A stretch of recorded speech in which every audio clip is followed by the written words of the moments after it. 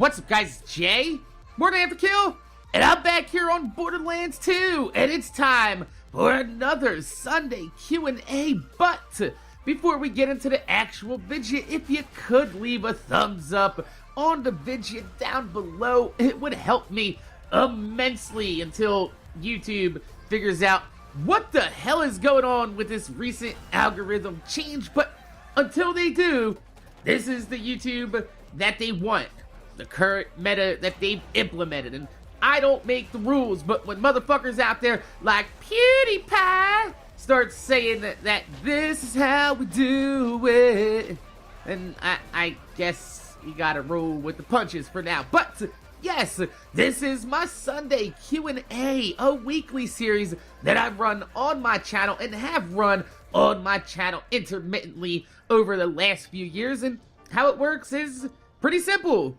All you gotta do is leave a question in the comment section down below on this video and this video only. And next week, I'll take a look through and pick out a few of your cues to give you guys a piece of my A. So, how about we get into the first question of the week, coming from Nikolaj, who pulls no punches, going big, asking, how do you feel about the fact that you've surpassed 300,000 subscribers, but rarely get 10,000 plus views on a video? Ouch. Cutting a little deep there, bruh. Does it bother you, or are you contempt? I think he actually means content, because contempt would mean that I hold you guys in negative favor. But does it bother you, or are you content with the audience and community you have, as small as it may be, compared to your sub count? God damn, Nick! And if I was any other YouTuber other than myself, that'd be a pretty brutal question. Because let's face it, a lot of YouTubers' egos are wrapped up in how many views and subscribers they have overall. But not this guy. Not me. Nope. I'm gonna explain why. So, let's go ahead and address the first part of your question, alright? How do I feel about rarely getting 10,000 plus views per video? I don't think that's fair to say, actually. Because if we go ahead and cut out of the gameplay for a second, and we take a look at my channel, most people don't look at my channel the way I look at it, or you don't see what I see. So let me point this out for you. Recently, yeah, views have been pretty low. But if we go ahead and we scroll down to this weekend, right about here, November the 12th is right around at the point that YouTube implemented their new algorithm where begging for likes pushes your videos higher in sub boxes, searches, and featured content. But if you look beforehand, you can see that my videos were doing quite well, actually. Sure, you have the off video every now and then, it doesn't reach 10,000 views, but not every episode of your favorite TV show is gonna be your favorite either. But if you look after that, you can see that I was hit pretty hard by the YouTube algorithm change, because I didn't want to play the YouTube meta. I absolutely hate asking for likes at the start of every video. It's just something that I've abhorred ever since YouTubers started doing it. But ever since I started playing the meta, you can see that views are also picking back up again. But yeah, my views were hit pretty hard by the algorithm change for goddamn show. As for my subs, when people look at my channel, right, you see a 300,000 subscriber channel. Myself, I don't. I see 100,000 subscriber channels to me. Let me explain this. When my channel first exploded from Borderlands 2, I ended up with about 100,000 subscribers. Then GTA 5 hit, and I switched over to GTA, and I gained another 100,000 subscribers, and I followed the same path with Destiny. So while it looks like I have a 300,000 subscriber channel from the outside, I really don't. It's actually three very different and very distinct communities within themselves. In fact, some of the people that I see commenting on my Borderlands vids only comment on my Borderlands videos. The same with Destiny and GTA. I never really took off as one of those channels that can upload anything I want and get tons of views on them, but rather information and guides on certain games have become the backbone of my channel since forever. And I attribute that to me not having a face cam. You know, like random funny moments types of videos only really go so far without being able to see the reaction to what's happening on screen, because there'll be points when things happen in games, like say I'm playing Destiny and there's some dude, he's lagging around and a bunch of bullshit happening. You would see me with a face cam sitting there speechless with a dumb look on my face. But since I don't have the face cam, you can't see it, so I can't upload that, because then the reaction just sounds like me complaining about the game instead of me dumbfoundedly gaping my jaw at the dumb shit that's going on the fucking screen.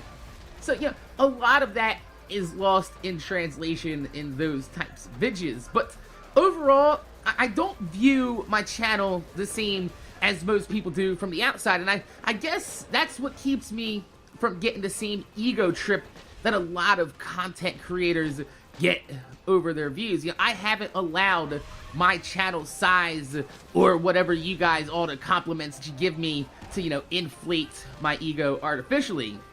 Now, sometimes I do worry about the drop in views, but then, you know, I remind myself that it's just a super dry time on YouTube right now.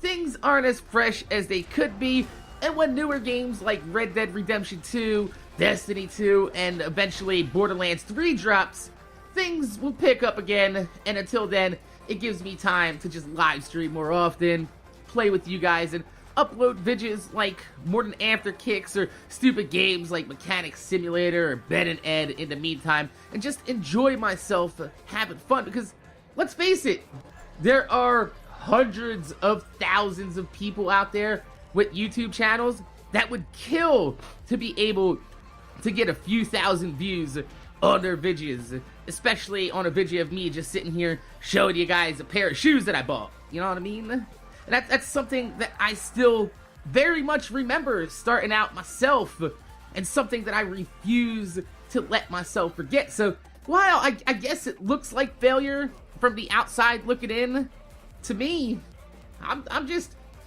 killing time till it's time to kill it.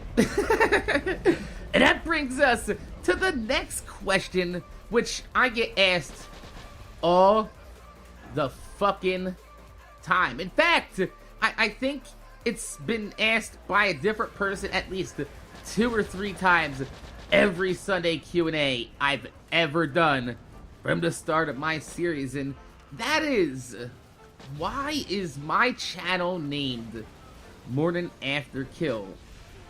And it's funny, because over the years, I thought it would be pretty obvious to some people that the whole moniker of MorninAfterKill is a double entendre for the morning after pill, which, if you're not familiar with that, is basically a pill that a doctor can prescribe a woman that she takes the morning after that she's had unprotected sex. And what it does is stop any chance of semen that might be trying to fertilize an egg inside her uterus.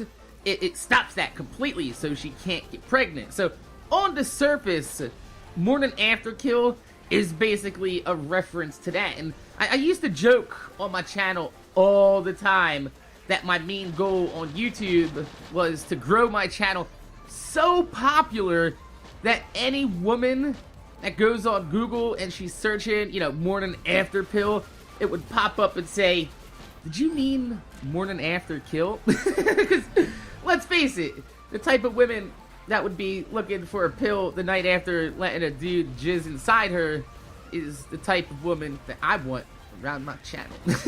Yes, I know.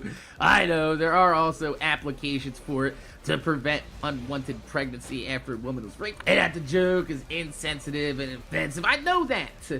But let's be real. The exception certainly doesn't prove the goddamn rule in this situation, damn it. But in reality, there is a third meaning behind my channel's name, and also the color scheme that I chose for my channel as well. And it goes back to what's single-handedly the most significant moment in my life. Like, if there is only one moment in my life that you go through my entire timeline to pinpoint and say, you know, this moment defines my life, it defines my reality, what it means to live my life, it would go back 10 years ago when I got the call the morning after my fiance killed herself.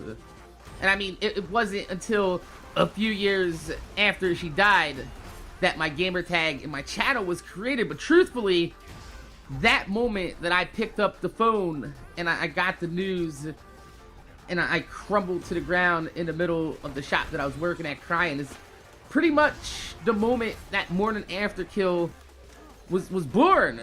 I mean, realistically, that moment changed everything in my life. If she never died, then I never moved back to New Jersey, and 10 years later, I'd still be working on cars in a shop, 9 to 5, and I come home to her and my family.